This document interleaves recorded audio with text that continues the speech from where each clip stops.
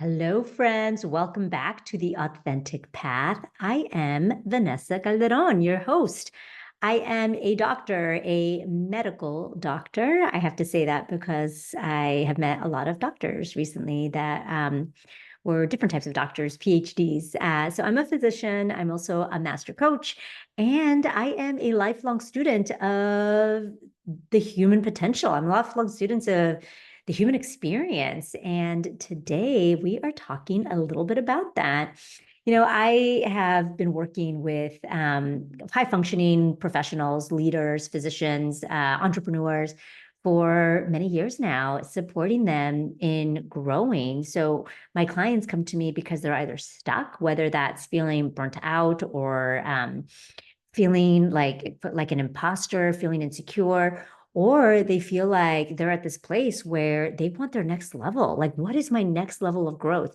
I know that I've been put on this planet to continue to expand, and I have unlimited possibility. And I want guidance. I want to get there faster. So I work with folks to help them get there faster.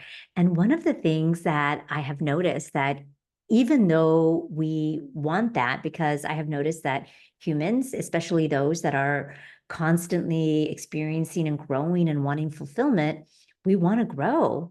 But there's this area of discomfort that comes with growth. And it's kind of like this, it's almost like like a kind of a disconnect in our brain where we want to grow, but it's uncomfortable to grow. And so how do I grow? And today we're talking about finding your edge of growth, what that means. What is your edge of growth, what that means, why it's important for you to understand what that is, and how to move past it so you don't stay stuck. Because most of the people that come to work with me value growing into their next versions. And I want that for all of you, if that is what you want for yourself. Okay.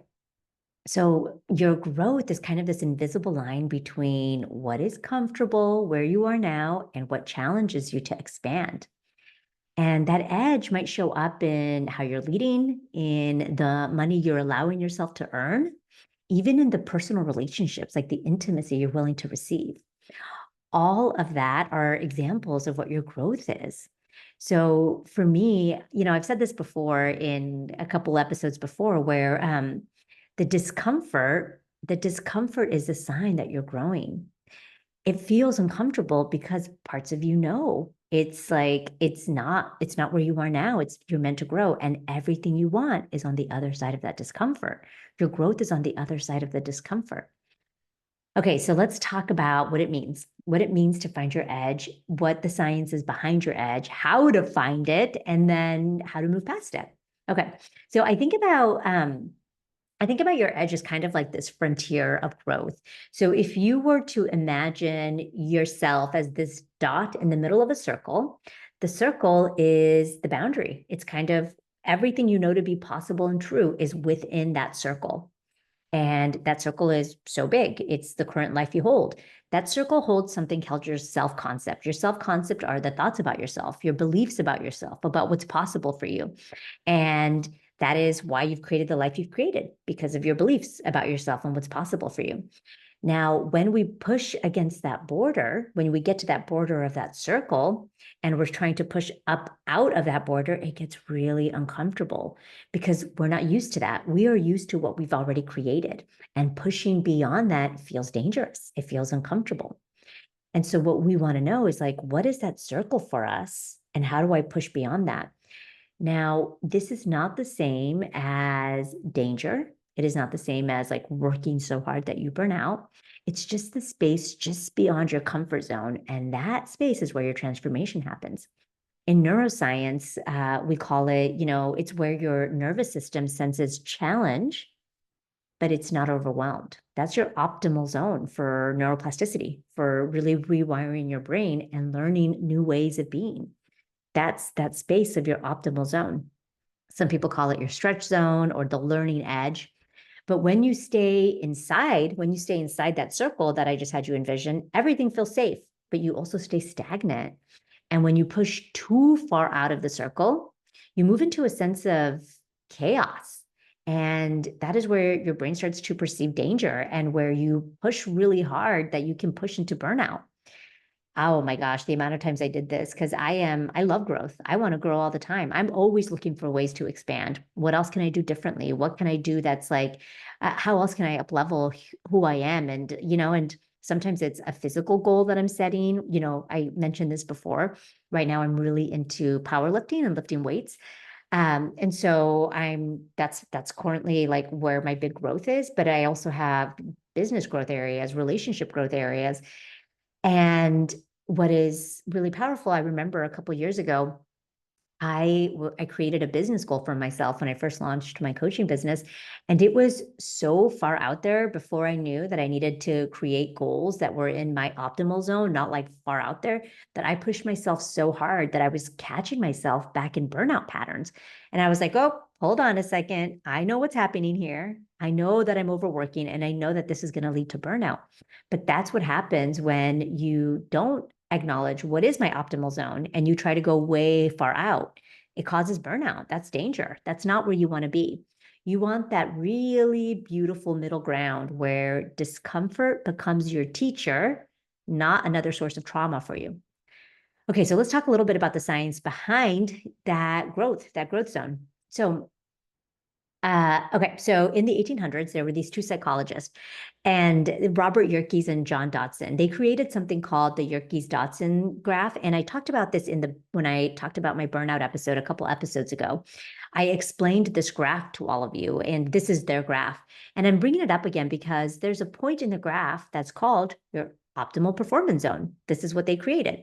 So what they discovered is that performance increases with kind of like when you're stimulated with arousal, your performance will increase with stimulation, but only up to a certain point. So if you were to graph your stimulation kind of on the x-axis and on the y-axis, your performance, like how you're doing, what ends up happening is with some stimulation, your performance is going up. But then when you're too stimulated, you moved over too far to the right of the x-axis, that your performance starts to go down. So it's like this upside down U curve. And when you're too far over to the right for too long, that's where anxiety comes up and that's where burnout happens. Too much stimulation for too long, we don't have what we need to meet that level of arousal. And that's where we start experiencing mental health issues. But before you get there, as the graph is going up, when you're going up on the graph, there's this beautiful middle zone, and that's your sweet spot.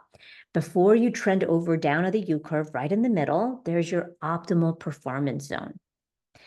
In modern terms, when we think about the neurobiology of learning, when you face moderate challenge, like a little bit of challenge, your brain releases really feel good hormones, dopamine, norepinephrine. These are chemicals that are going to sharpen your focus and your ability to motivate. Your motivation goes up. And your prefrontal cortex, the part of our brain that separates us from all other mammals, it stays online. So we can like learn and we can adapt. And in the emergency department, we call this zone between like 1.7 and 2 patients per hour. Like I'm feeling good, I'm on top of it. And this is super subjective. So some people can experience this at like just for number sakes, like 2.5 patients per hour or 3 patients per hour. They're still feeling really good. And some people can only do it at like 1.2 or 1.5 patients per hour. So I know not everyone listening is an ER doc, but it doesn't matter what I'm saying. The point is, it's very subjective. Some people can take on a lot of stimulation and still feel focused and motivated, and some people cannot. So there's nothing wrong with that. It doesn't make you better if you can take more, and doesn't make you worse if you can take less. Absolutely not. That's bananas. The point is, you get to know what it is for you. The reason why I'm saying that is because it's different for everybody, and you have to acknowledge, what is it for me? What is it for me where my prefrontal cortex stays online, so I'm learning and I'm adapting? Because over time, when you have that level of arousal or stimulation, it builds your capacity. So your neural pathways will start making new levels of performance that start feeling natural. Oh, your brain will be like, oh, okay, this feels normal. I've been here for a long time. I can do this. Now I can stretch. So if you're constantly at a place where you're your optimal level of learning, um, What's a good example of this that can feel familiar for people? Let's see. I'm going to do a basketball example because most people have seen or played basketball, or at least have seen it on TV. If you are initially playing against people that are not very good and you're always killing them, it feels easy and you're not always learning. When you start playing up against teams that are just killing you, they're just like you're like, a high school basketball team, you're playing against the Olympic team, that's not going to teach you anything. You're going to keep getting shot down every time. But if you are that high school basketball team and you're playing against a basketball team that's just a little bit better than you, or better than you, but still it's challenging you, but it's not causing you to be way over aroused. And you do that constantly, what happens? Your skills improve. You start to get better and better. You start to realize, this is how I need to pass. This is what I need to do to shoot. And your performance starts to grow. That's literally how growth happens. Your nervous system learns to handle more arousal, more stimulation, more responsibility, and then eventually more success. And a lot of us want the end result. We just want to be successful right away, but we need to grow the capacity for that success. And growing that capacity for that success comes from your growth, you increasing the capacity of your nervous system to learn, to adapt, to take on more responsibility, more stimulation, more arousal, and then, of course, comes more success. So if you never approach your edge, what ends up happening is you stop stimulating that growth process. So if you choose to stay within your little circle and always stay stuck, I don't want to say stuck, but stay within your little circle that feels comfortable, what ends up happening is you stop stimulating what you need to grow. This happens a lot as people age. I had a conversation with a girlfriend of mine, and she was telling me how her mother used to be really open. And now as she's getting older, she's just like really closed off to new ideas, to anything that's like anything that is challenging her way of thinking. She's super closed off. So the more and more you stop stimulating your growth, even if it's like having conversations that challenge you, you will stay stuck. Your brain will say, okay, this is not who we are. And if you blow past it, if you try to then push against that, it triggers your fear center, triggers your amygdala. So for example, if you might know older people like this, that they used to be really open. And now when you say anything it's like pushing past anything that they know to be true or real or challenging them at all, they shut down or they get really defensive really fast. That's what happens. Your body in your brain makes that 100% danger zone. So the magic happens when you acknowledge where the edge is and you teach yourself how to slowly move past the edge, slowly and slowly and slowly, not try to go way far beyond it right away, but you push yourself against the edge. Okay. When you don't know your edge, what do you do? And I've already kind of talked about this, because when you don't know what your edge is, but you are someone that's stimulated to grow, like I am, you unconsciously oscillate between overextending yourself, pushing really hard, or playing small. Now, we play small for a lot of different reasons. One of the reasons we play small is because we're afraid that if we don't, we're going to fail. One of the biggest reasons we stay playing small, and I know this from myself as my first student, I'm student 0, I'm student number 1, but also from so many people that I've coached, like they have big dreams and big visions, and they're not following those dreams and visions. And they say, I don't want to play small anymore. But why is it that they play small? Because they're afraid that if they play big, they're going to fail. Or if they play big and it works, they're going to be seen, and then they're going to be judged by people in their tribe, their family members, people that didn't know them as this version of themselves. And it can be really scary to be judged. We're human species, and we thrive in tribes. That's what we needed to survive. And being ostracized causes a huge threat response. So of course that makes sense. But another big one, and this is what I hear a lot, is like, I'm so afraid of my success. And I want to just be with that one for a little bit, because if this is you, if you're playing small because you're afraid of being successful, I want you to be with that, because that usually comes up for 2 reasons. One of the reasons we play small because we quote unquote are afraid of our success is, one, we are afraid that if we become successful, we are going to lose something. What is it that we're going to lose? Maybe it's time, maybe it's freedom, maybe it's relationships. This person can't, like, My husband can't handle my success. So if I get really successful, it's going to cause a divorce or whatever. Those are some examples that I've heard from my clients. And another reason we can be afraid of our success is because we're afraid of our own power. You guys know the Marianne Williamson quote. If you're watching this on YouTube, you see me kind of look over to the right because I have that quote here framed. Her quote about our deepest fear is not that we are inadequate. Our deepest fear is that we are powerful beyond measure. We ask ourselves, who am I to be brilliant, gorgeous, talented? Actually, who are you not to be? I'm going to say this last part. I'm not going to read the whole quote. Go look for it if you want. It's Marianne Williamson. But the one thing she says here is, your playing small does not serve the world. Your playing small does not serve the world. There's nothing enlightened about shrinking so that other people won't feel insecure around you. But it's not just that. Okay, I'm coming back now. I'm stopping the quote. So go look it up if you want to read it. But the point is that sometimes we're afraid of our own success because we're afraid of our own power, because we think like, what, can I really do that? No, I can't do that. I can't be that powerful, or I can't do that. And it's a worthiness conversation. Oh man, so much compassion for myself, because I had this for so long where I was so intimidated of growing. I was so intimidated of like when people would give me acknowledgments or tell me like, thank you so much, your work was so influential, or like when people would give me those types of like just uh, those like compliments or accolades. Oh my gosh. I remember there was a point where like so many people were telling me good job. I spoke at this conference and there was like, I don't know, 2,000 people in the audience, and people were coming to me for the remainder of the conference telling me like, oh my God, that was so helpful. I was so, thank you, thank you. And I got to a point where I could not let that in. It felt so overwhelming because I was like, oh my God, is this true? Like, could I really, did I really like make that impact? It felt so overwhelming. I remember being like, this is so uncomfortable. I didn't want to hear that anymore.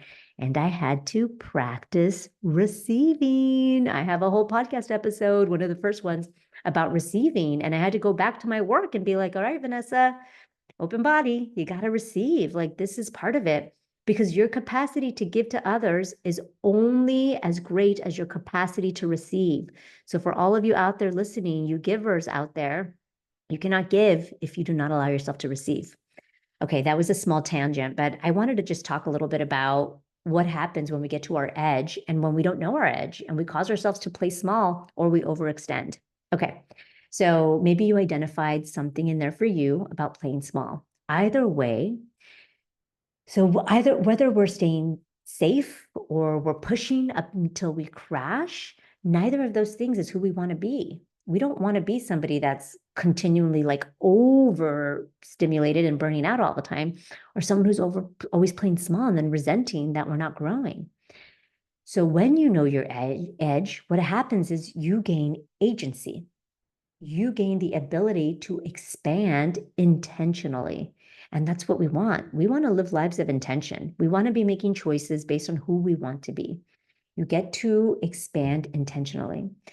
For the folks, for all of you listening, what this awareness usually means is you can start discerning between the discomfort that actually signals like, nope, this is dangerous. Like when I mentioned when I noticed, oh, nope, this is going to lead to burnout, versus the discomfort that just signals growth, and you stop self-sabotaging. So a lot of us really will sabotage ourselves before the next level. And I always am careful when I say self-sabotage, because we're never doing it on purpose to hurt ourselves. We are always doing it to keep ourselves safe. We're always doing it because we're afraid of the next level. But when you have awareness that you don't need to be afraid of that next level, that's growth, you don't sabotage yourselves. And then, of course, you cultivate resilience, you cultivate growth without burning out. So, in other words, finding your edge helps you evolve into this next version of yourself without abandoning yourself along the way.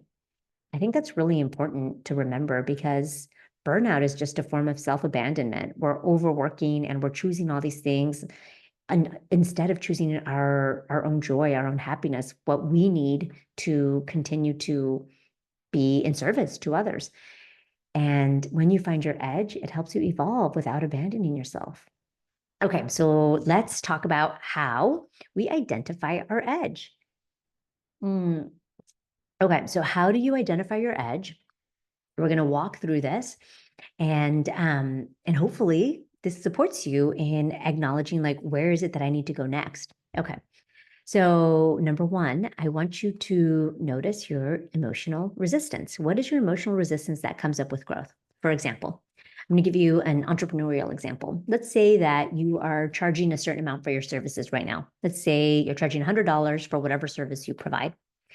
And when I say to you, okay, so what about charging $500? It just feels so totally ridiculous and far-fetched. You have no emotional reaction to that. And so instead I say, okay, so what about if you increased your prices to $105? And you're like, oh yeah, I could do that. What about 110? Yeah, that feels fine. 120. And now you're starting to feel a little bit uncomfortable. So you work in small increments until you find where you notice as discomfort sets in. When you notice that discomfort is there, like, oh yeah, 120 is real, 120 is starting to feel uncomfortable. Ah, okay. That discomfort is your growth zone. That's your stretch zone. So you want to ask yourself, where do I feel the resistance? Where am I starting to feel the resistance when I'm moving slowly? Now, a big goal like if you're someone that you really want to increase your prices and you're like, yes, I'm just going to charge $500, and you feel nothing, and then what you start to notice is you don't do it, or you do it but you keep failing at it, it's because you don't believe it's possible. So when you set a goal that's incremental, like 120, for example, it starts to feel uncomfortable and your brain believes that it's possible. Discomfort is like, okay, I can grow into this. It feels uncomfortable. Let me practice. So where do you feel the resistance? That's really just discomfort. Another really good example of this, this is another entrepreneurial example, is being visible online.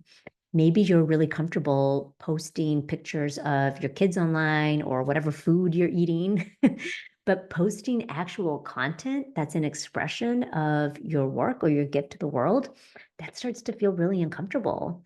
Again, because that is part of your growth. So when it feels uncomfortable, but it is also aligned with your vision, like you have a goal to raise your prices or you have a goal to be more visible online, but it feels a little bit uncomfortable, that is a cue that that is your edge. So you want to pay attention to that. The other thing you want to pay attention to is somatic cues. So somatic cues are signs in your body because your body is going to tell you where your edge is. The way you know is your body feels uncomfortable. Maybe it's a tightness in your chest. Maybe you feel discomfort in your stomach. I feel it in my stomach, but you might feel like palpitations. You might feel something different. So you want to start to pay attention to my body. Those sensations are always signs that it's a sign of expansion. That's your body telling you, oof, this feels a little bit dangerous. Okay, your body might be telling you, or your mind might be telling you this feels dangerous, but what your body is just saying is, hey, this is just growth. It's really important for you guys to discern the difference because our bodies gives us cues sometimes. I remember I used to be part of this mastermind and this business mastermind when I first started my business.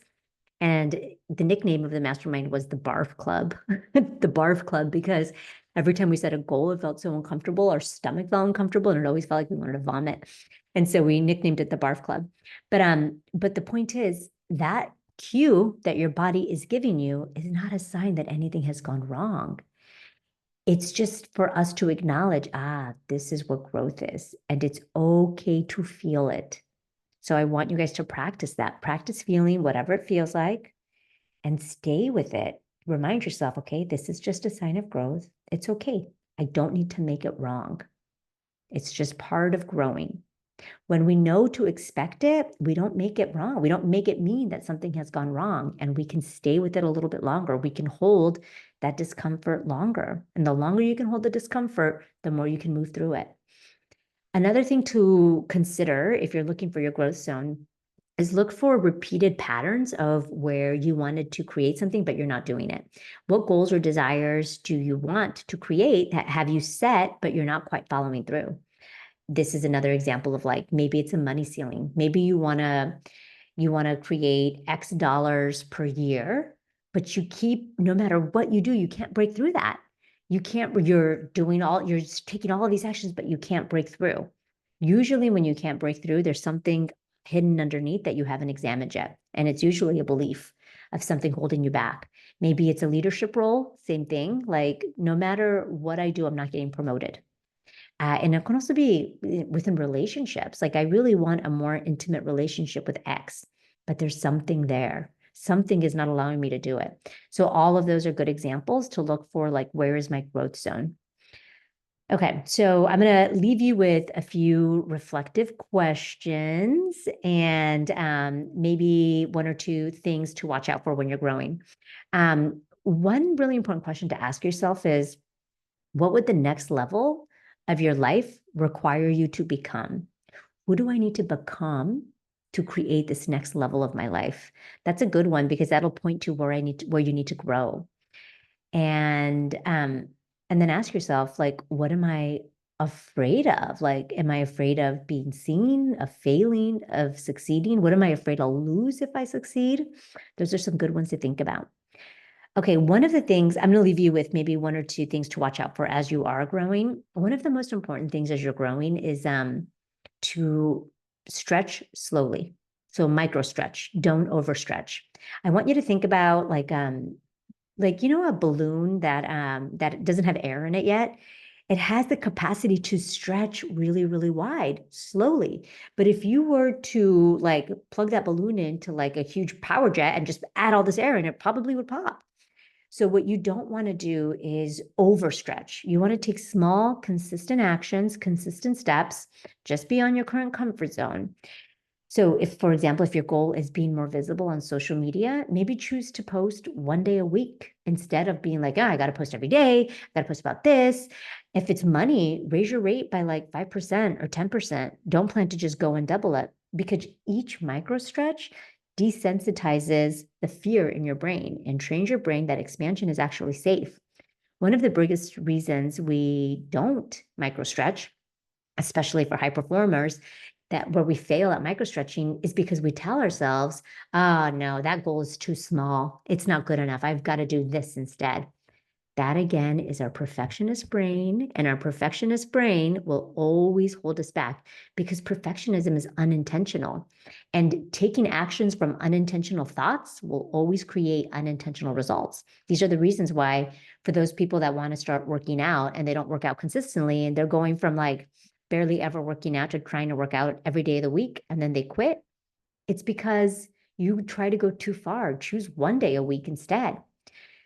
Okay. Anything else I want to leave you with? Oh, yes, of course. I want you to anchor in self-compassion because growth it can come with pressure. It can feel uncomfortable. And you want to meet that discomfort with self-compassion. I did a podcast episode 22. Go back and listen, all about the ingredients that you need to meet yourself with self-compassion and how self-compassion is actually tied to your success. And then the last one I'll just say is, listen, when you are growing and you are trying things for the first time, you're not going to do it right every time. There's no way. There's no way you're going to do it right every time. Be okay with doing it wrong. And instead of saying like, oh my God, I'm doing it wrong, I'm failing, you really want to call it what it is. It's just, in neuroscience, we call it error-based learning. Error-based learning, your brain will adjust the way it's mapping, the neural mapping, every time it encounters an error, and it will integrate a new input. Okay, that didn't work. Let me try it this way. That didn't work. Let me try it this way. I often play that game. I have a little, my son has a Pop-A-Shot that he got for Christmas a couple years ago. A Pop-A-Shot are those, the little mini basketballs, and there's the two hoops, and you can shoot and see how you're doing. And I often will do that by myself. I'll go down and I'll shoot a few baskets. And I notice like, oh, I know how to adjust. Let me adjust my wrist this way and see what happens. Let me see if I can do this and up my score. And for me, it's just kind of fun to see like, what new thing can I tell my brain so I can just get a little bit better every time. All right, friends, we covered a lot of stuff today. And again, remember, like, finding your edge is important because you always want to be a better version of yourself. You always want to grow, and growing is fun. It's exciting. It makes sure that we are always experiencing unlimited capacity, unlimited possibility. And I was raised by a mother who believed everything was possible, who believed that the world was our oyster. So I believe that. I firmly believe that.